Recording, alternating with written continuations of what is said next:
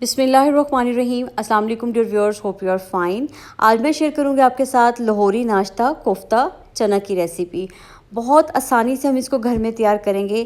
क्या secret ingredient हैं जो बाज़ार वाले इसमें शामिल करते हैं और इसका टेस्ट बहुत एक्सलेंट बन जाता है।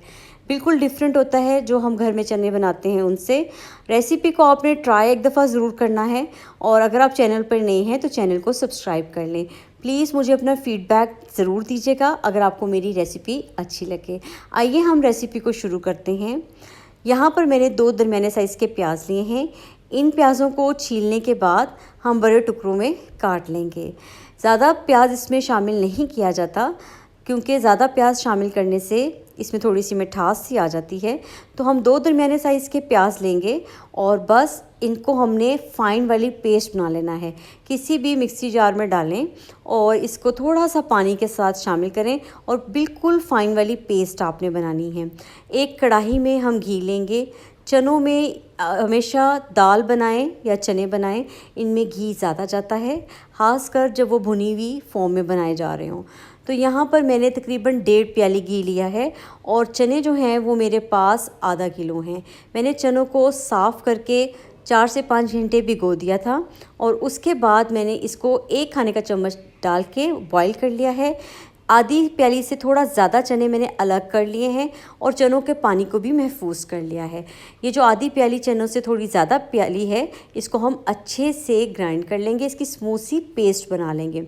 प्याज जब इस तरह ब्राउन फॉर्म में आ जाएगा, ये गोल्डन ब्राउन है, डार्क ब्राउन कलर नहीं है, इसमें 2 खाने के चम्मच आपने लहसुन अदरक का पेस्ट शामिल कर देना है।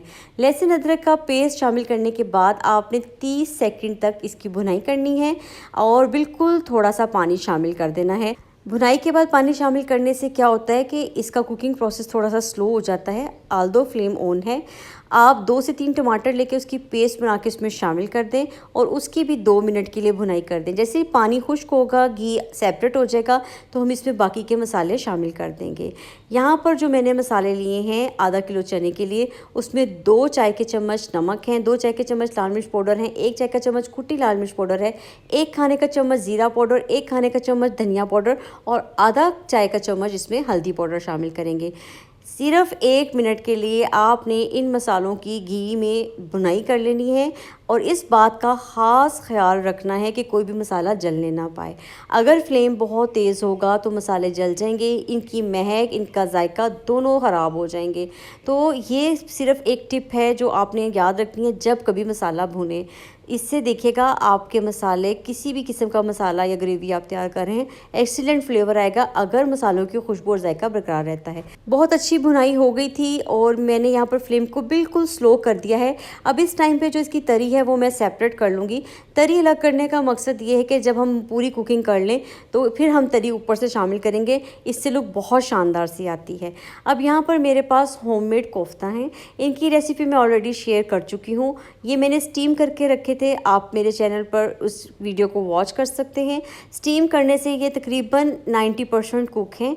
सिर्फ हमने इसकी मसाले में भुनाई करनी है और देखिए झटपट से ये तैयार हो जाएगा सालन आपका चनों कोफ्तों का। ये वो पेस्ट है जो मैंने चनों की बनाई है, इसको शामिल करेंगे।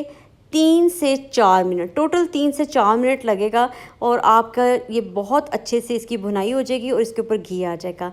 यहाँ पे सीक्रेट इंग्रेडिएंट के चिकन क्यूब्स हैं जो कि आप बाज़ार से भी ले सकते हैं, ये मेरे पास होममेड हैं। अगर आपके पास चिकन क्यूब हैं तो वेल एंड गुड, नहीं है तो चिकन पाउडर शामिल कर लें। दोनों में से कोई एक चीज़ आप ज़रूर शामिल कीजिएगा, इससे बहुत ज़बरदस्त सा ग्रेवी का फ्लेवर बनता है। इसके ऊपर जैसे ही तरी आना शुरू हो जाएगी तो हम इसमें शामिल कर देंगे चने और सिर्फ 1 मिनट के लिए आपने इसकी भुनाई करनी है। ये चने भी तकरीबन 95% कुक हैं। 5 मिनट की जो कुकिंग है वो हम इसकी दम में कर लेंगे। तो आपने क्या करना है, 1 से 2 मिनट चनों की मसाले के साथ भुनाई करनी है और इसमें पानी शामिल कर देना है। यहाँ पर मैंने चनों का पानी शामिल किया है, जो चने बॉईल करते वक्त मैंने सेव कर लिया था। अगर आपके पास ये पानी ना बचे तो फिर आपने क्या करना है, साफ़ पानी इसमें शामिल कर दें। लेकिन कोशिश करें कि जब भी चने बॉईल करें उसमें पानी बच जाए। आधा चाय का चम्मच यहाँ काली मिर्च पाउडर आपने शामिल करना है। अच्छे से एक दफ़ा मिक्स करना है। लिड से इसको कवर कर दें और 10 मिनट के लिए लो फ्लेम पे इसको रख दें। 10 मिनट के बाद आप यहाँ पर इसकी लुक चेक कर सकते हैं। शानदार से चना कोफ्ता रेडी हैं। इसको सर्व करें नान के साथ और कुलचे के साथ, तो ये बहुत ज़बरदस्त लगते हैं और ये बेहतरीन लाहौरी नाश्ता है।